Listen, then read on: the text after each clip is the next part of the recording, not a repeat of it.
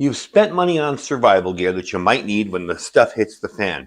Are they still in boxes fresh from the store?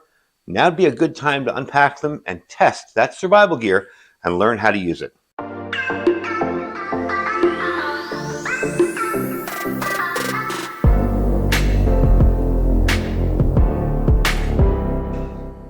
Now, we've all been guilty of it, and I have a piece of gear today that I'm guilty of with this.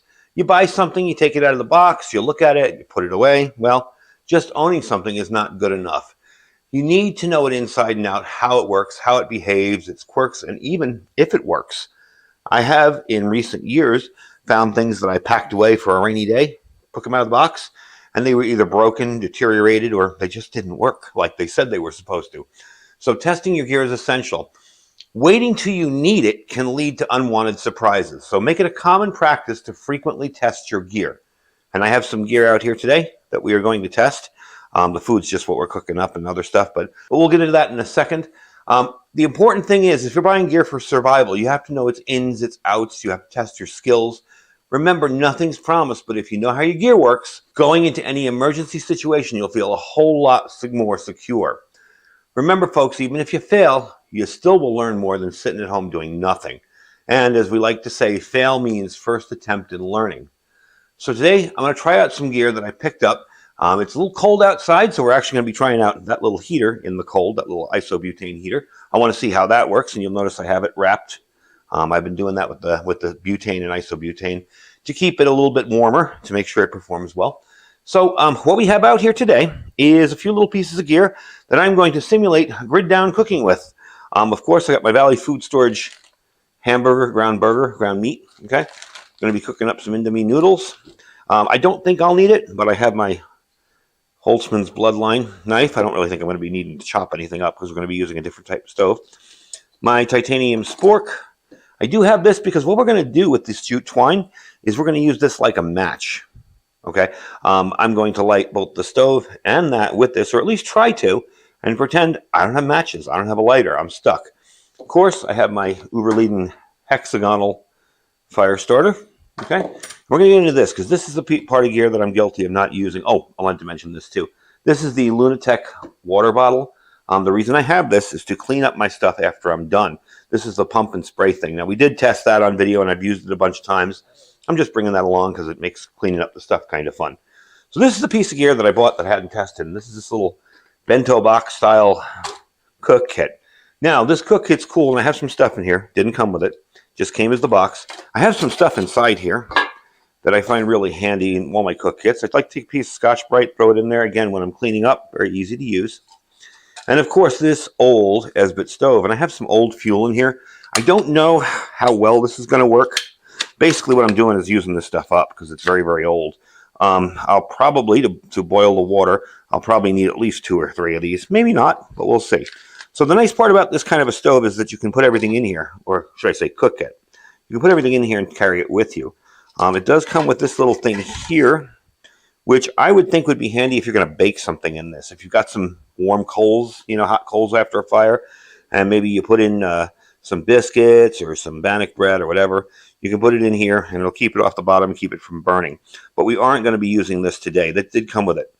I bought this about 2 years ago, and as I was kind of moving my gear around and packing some older stuff up and getting things organized, I came across it and I was like, wow, there's a piece of gear I've never tested.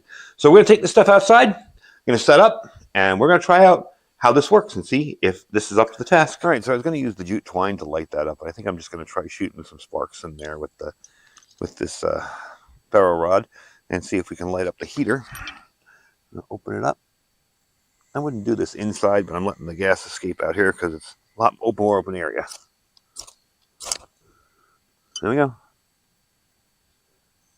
Yep, we got heat. All right. I always wanted to see how this performed in the cold. So now we're going to find that out. I'm going to put it over to the side here.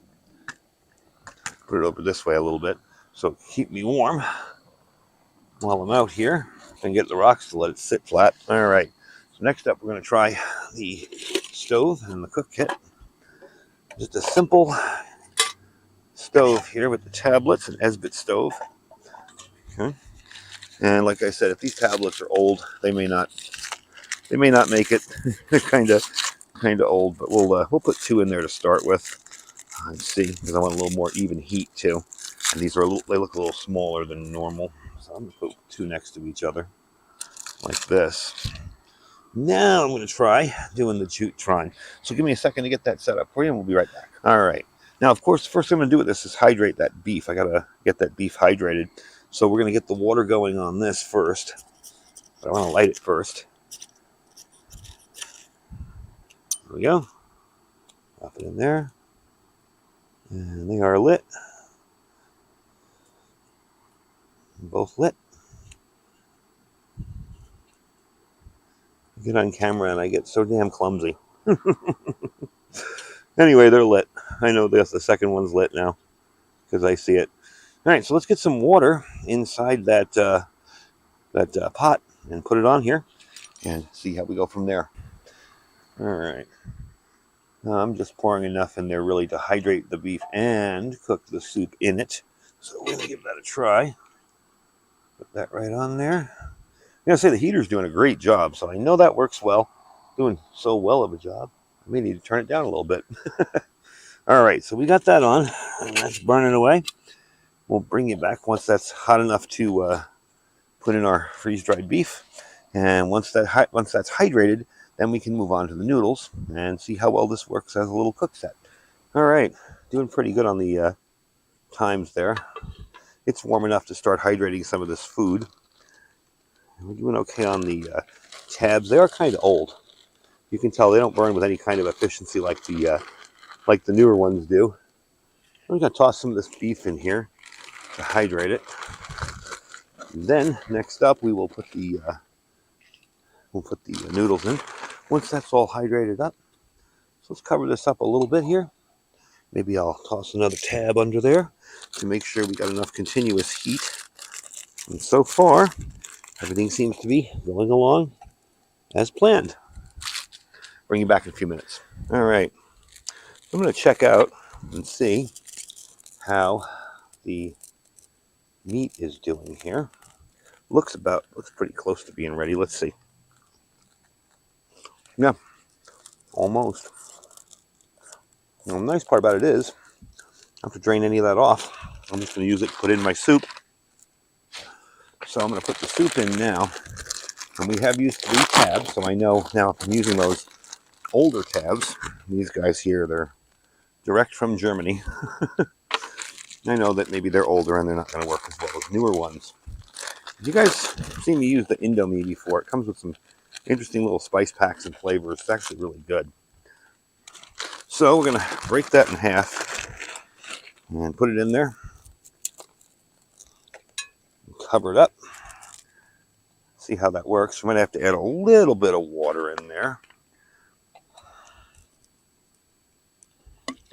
I'll cool it off a little bit too so it doesn't boil over. And I'll bring you back in a few more minutes when we get a little bit more done. All right, let's just take a look here and see how this is coming along. Should be done pretty soon. I did have to put yet another tab in there. So that is, let's see, 1, 2, 3, 4, about 4 of them so far. Just so you know, the older these tabs are, and again, these were really old. The older, the more you're going to use. There's something you wouldn't have known if you hadn't tested your gear out. Now, this stove came with some old tabs. That's why I'm using them up, because I have bunches of new ones. But that's almost ready. And we'll put the seasoning in when we're done. And then I'll show you why I brought out this guy here to clean everything up. So let's give that a few more minutes and see how it comes out. All right, so it looks done.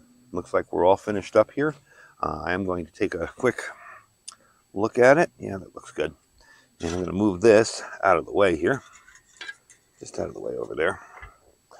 That's why we got the gloves. There we go. All right. So let's go and get our seasonings in here. I knew there was a reason I brought out my knife. Got to open them up. Now, as a general rule, this stuff is eaten almost completely drained of water. So we are going to try and drain it as best we can out here. I found that out last time when I was making this, and I had a bunch of people that have eaten it in the past or who've gotten it in their local markets that you're supposed to eat this without any kind of liquid in it, just the noodles and the seasoning. But I put a little liquid in there because I do like a little bit of broth. Like that. Okay. Then you got these 3 oils and sauces here. Get that one. Squeeze that guy out. These are actually really good. If you see these, I get these in my local Smith's. But if you see these in your local supermarket, give them a try. The noodles are better than ramen. They don't taste like ramen. They taste like real noodles. And the sauces are much, much better. I don't know about sodium levels. Probably the same. But at least it tastes like it's better for you. Don't know if it really is or not. All right. So I'm going to mix all that up. And I'll bring you back when it's all mixed up because my hands are full of stuff right now. And we will try this out and see how we like it. All right, so there we go. All done. I got the meat in there. Looks pretty darn good to me. Noodles are nice and finished. Maybe I should have brought out a bigger spork. Came out perfect. And the beef is nice and hydrated. Perfect. So I'm going to finish this up. And then we're going to clean up our stuff and head inside. But this is definitely a good way to test your skills, test your gear, make sure you know what you're doing, and you give things a try, and make sure everything works the way you want it to. I'm very pleased with the heater so far. My little heater over here, my little portable one, it's still going strong. Kept me nice and warm. So far, everything else has performed perfectly. And I do like the idea of this. I think I'm going to make this into some kind of kit for one of my go bags because I like that you can put all sorts of stuff in there. Spices, whatever, your cook kit, your little stove, whatever. And it makes for a neat little system. So let me finish up and bring you back. All right, so now we got the fun part of the video. Meat and everything, whatever's left, I just dumped out. And we've got a dog, a neighbor dog out there barking away. You guys have seen me use this before. I did a review on it. Basically, you're going to pump it up. And when you get it pumped up to where you want it, you push a button and you get either a stream or a mist. So what I like about it is you can use it to drink, but you can also spray your stuff out with it. And it makes for a very effective cleaning tool. Get that sprayed out too. Okay. And that's where the green scrubby comes in. I'll take this and scrub out any crud that I got on here. Spray it down with water again. And if you do happen to bring yourself a little bit of a paper towel or have a rag or something, clean it all up real easy. And it is ready to go for your next adventure or your next stop, wherever you'll be. And that's it. Real simple. As you can see, that works pretty darn well. So definitely a handy little thing. Plus, the cool part is if you get thirsty, you should shoot it in your mouth, not choke on it, and drink from it.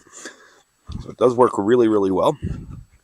And in the video, I'd said that it would work good for cleaning things, but I didn't test it out. So today, we test it out.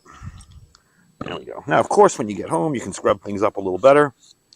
But for here and now, I'd say that's pretty darn effective.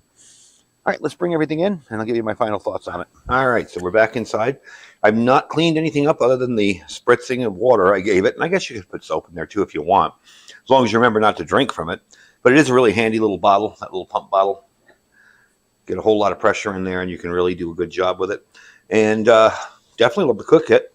My fault for not using it before this. But other than being a little wet inside, didn't even get too marked up with all the stuff out there. So no real disappointment with these old tablets, but we knew they were going to be a disappointment because they're old. I have one left. I used 5 for that. I'm sorry, I used 4 because I dropped one, so one's still out there. I used 4 for that. So a little bit heavy on the tablets. You'll probably do better with some military hexamine tablets. There's tons of other ones out there on the market. I put one company, Outdoor Research, that makes them. I forget. But anyway, you definitely have other choices other than the old Esbit tablets. So I'm very pleased with it. Heater worked great. Even in the cold, I think my idea of wrapping it up was a good idea. Of course, ferro rod worked awesome. All in all, it was a good deal. A little bit I used the knife, it worked, but I really didn't use that at all. So definitely get out there, test your gear.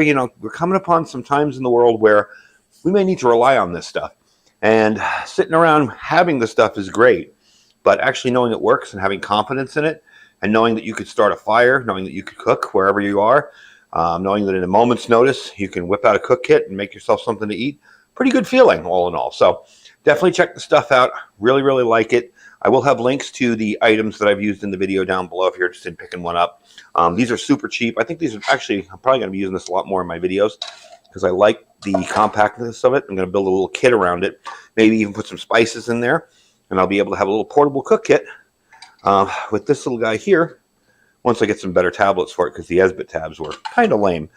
But definitely cool stuff. Like I said, links will be down below if you're interested in picking up some of the gear that I've used in the video.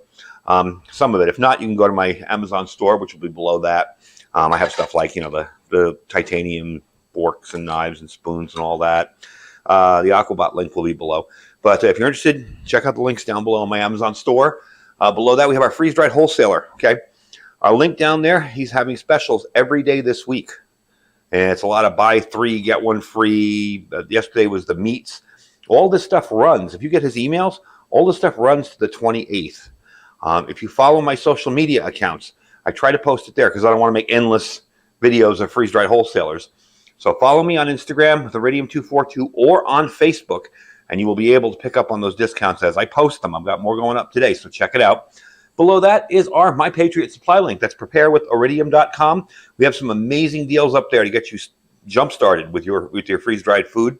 And below that is our Thrive Life freeze-dried food store, another awesome resource for getting yourself stocked up. I definitely believe it's time to test your skills, stock up, and test your knowledge. So get out there and enjoy while you got some time to do it. Anyway, folks, thank you for watching. Stay safe and stay prepared.